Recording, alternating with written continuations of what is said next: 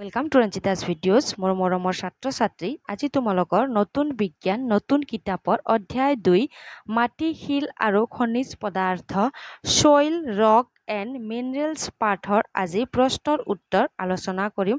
তোমালোকে যদি মোৰ চেনেলত নতুনকৈ আহিছা চেনেল ছাবস্ক্ৰাইব কৰি থৈ দিবা, নতুন নতুন ভিডিঅ'ৰ নটিফিকেশ্যন পাই থাকিবা। আজিৰ ভিডিঅ' আলোচনা কৰোঁ।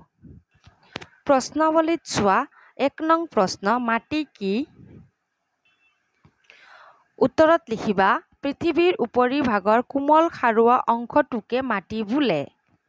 2 নং প্ৰশ্ন চোৱা মাটিৰ ঘাই তৰপ কেইটা আৰু কি কি? উত্তৰ মাটিৰ ঘাই তৰপ দুটা, সেইকেইটা হ'ল সাৰুৱা আৰু টান। 3 নং প্ৰশ্ন মাটিৰ প্ৰকাৰ কেইটা আৰু কি কি? উত্তৰ মাটিৰ প্ৰকাৰ তিনিটা। 1 নং বালিয়া মাটি, 2 নং বোকা মাটি, 3 নং সাৰুৱা বা পলসুৱা মাটি। 4 নং প্ৰশ্ন চোৱা গছ-গছনিয়ে মাটি কেনেদৰে সংৰক্ষণ কৰে?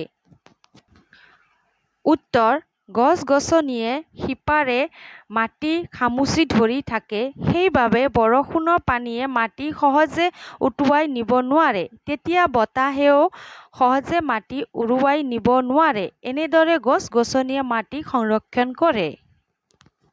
তোমালোকেও নিজৰ উত্তৰ বহীত লিখি থৈ দিবা, ঠিক আছে? 5 নং প্ৰশ্ন চোৱা মাটি সকলো জীৱৰ বাবে কিয় প্ৰয়োজন তাৰ দুটা কাৰণ লিখা। উত্তৰ মাটি সকলো জীৱৰ বাবে প্ৰয়োজনৰ কাৰণ দুটা হ'ল 1 নং মাটিত মানুহে খেতি-বাতি কৰে, 2 নং মাটিত গছ-গছনি গজে। 6 নং প্ৰশ্ন চোৱা মাটিৰ ওপৰৰ তৰপটোত খেতি-বাতি কিয় ভাল হয় লিখা। উত্তৰ জীৱ-জন্তু ঘাঁহ-বন মৰি পচি মাটিৰ ওপৰৰ তৰপটোতে মিহলি হয়। পচি মিহলি হোৱা এইবোৰ বস্তুৱে হিউমাছে মাটি সাৰুৱা কৰে, সেইবাবে মাটিৰ ওপৰৰ তৰপটোত খেতি-বাতি ভাল হয়। তোমালোকেও লিখিবা, ঠিক আছে? এতিয়া আমি আলোচনা কৰোঁ 7 নং প্ৰশ্নৰ উত্তৰ। 7 নং মাটিৰ উপাদান কেইটা কি কি? উত্তৰ মাটিৰ উপাদান দুটা, সেইকেইটা হ'ল 1 নং শিল বালি আৰু বোকাৰ কণিকা, 2 নং হিউমাছ। 8 নং প্ৰশ্ন চোৱা বালিয়া মাটি কেনেকুৱা লিখা। উত্তৰ বালিয়া মাটিত বালিৰ পৰিমাণ বেছি, বোকা আৰু হিউমাছ কম থাকে, বালিয়া মাটি খহটা।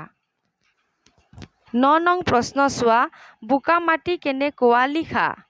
উত্তৰ যি মাটিত বোকাৰ পৰিমাণ বেছি সেয়ে বোকা মাটি, তেনে মাটিত বালি আৰু হিউমাছ পৰিমাণ কম, বোকা মাটি কোমল আৰু বৰ মিহি।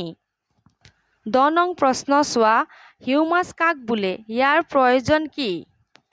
উত্তৰ জীৱ-জন্তু ঘাঁহ-বন মৰি পচি মাটিৰ ওপৰৰ তৰপটোতে মিহলি হয়, পচি মিহলি হোৱা এই বস্তুবোৰকে হিউমাছ বোলে। 11 নং প্ৰশ্ন চোৱা সাৰুৱা মাটিয়ে জীৱক বেছি সহায় কৰে কিয় বাৰু? উত্তৰ সাৰুৱা বা পলসুৱা মাটিত বালিৰ দানা, বোকাৰ কণিকা আৰু হিউমাছ মিহলি হৈ থাকে। তিনিওটা উপাদান প্ৰায় একে পৰিমাণত থাকে। সাৰুৱা মাটিতে ঘাঁহ-বন গছ-গছনি খেতি-বাতি হয়, সেইবাবে সাৰুৱা মাটিয়ে জীৱক বেছি সহায় কৰে। 12 নং প্ৰশ্ন চোৱা টান শিল এটা কেনেকৈ ধূলিলৈ সলনি হ'ব পাৰে? উত্তৰ ৰ'দ বতাহ ধুমুহা বৰষুণে খুব লাহে লাহে শিলবোৰ ভাঙি পেলায়। সৰু সৰু শিলবোৰ ভাঙি আকৌ বালিলৈ সলনি হয়। ধুমুহা বতাহ নদীৰ সোঁতত বালিবোৰ ধূলিলৈ সলনি হয়। 13 নং প্ৰশ্ন চোৱা শুদ্ধ উত্তৰটোত শুদ্ধ চিন দিয়া। ক ধান খেতি সকলো মাটিতে ভালদৰে হয় নহয়? নহয়। খ মাটিৰ তলৰ তৰপটো গছ-গছনিৰ বাবে উপযোগী হয় নহয়? নহয়ত শুদ্ধ চিন দিবা। গ গাঁত এটা খান্দিলে তললৈ বেছি টান মাটি পোৱা যায় নাযায়? নাযায়ত শুদ্ধ চিন দিবা। ঘ বোকাৰ কণিকা মিহি বালিতকৈ সৰু ডাঙৰ? সৰু, শুদ্ধ চিন দিবা। প্ৰশ্ন চোৱা বানপানীৰ পানী ঘোলা হয় নহয়? হয়। প্ৰথম প্ৰশ্ন চোৱা কম দিনৰ ভিতৰতে শিলৰ পৰা মাটি পাব পাৰি নোৱাৰি? নোৱাৰি। তোমালোকে নিজৰ উত্তৰ বহীত লিখি থৈ দিবা, ঠিক আছে?